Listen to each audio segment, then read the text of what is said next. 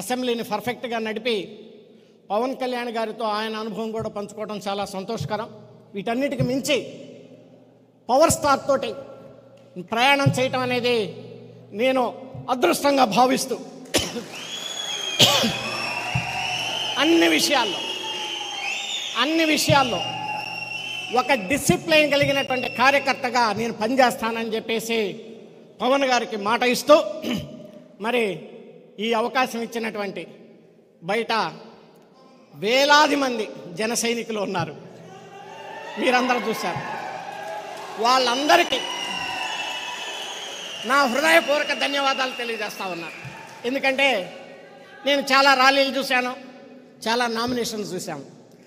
ఇది ఒక సందర్భంలో నిజంగా నేను లోపలికి వెళ్ళగలుగుతానా లేదా అని చెప్పేసి ఆ గేట్లో భయం వేసింది. కాసేపు క్రౌడ్ ఆ రకంగా ఉంది. చాలా సంతోషం.